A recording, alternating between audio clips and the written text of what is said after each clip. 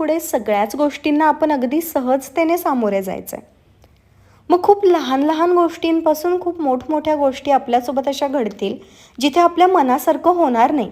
आपण खूप गोष्टी ठरवू, पण त्या वेळेमध्ये त्या गोष्टी होतीलच का याची गॅरंटी आपण नाही देऊ शकत.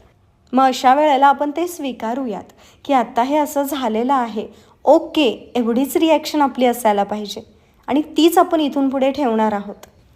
आणि हे केल्याने फायदा कोणाचा होणार आहे? आपलाच होणार आहे. तोटा कोणाचा होणार? आपण हे जर नाही केलं तर आपलाच होणार. आणि मला असं नाही वाटत की असं कोणी असेल ज्याला स्वतःचा तोटा करवून घ्यायचा आहे. ज्याला तोटा करवून घ्यायचा आहे तो ब्लेम गेम करत बसणार आहे, त्याच परिस्थितीमध्ये तेच तेच बोलत बसणार. आणि ज्याला काहीतरी सिद्ध करायचं आहे तो व्यक्ती सोल्युशनचा विचार करून स्वतःला सिद्ध करेल. त्याला जे करून दाखवायचं आहे तो ते करून दाखवेल. तो ब्लेम गेम थांबवेल.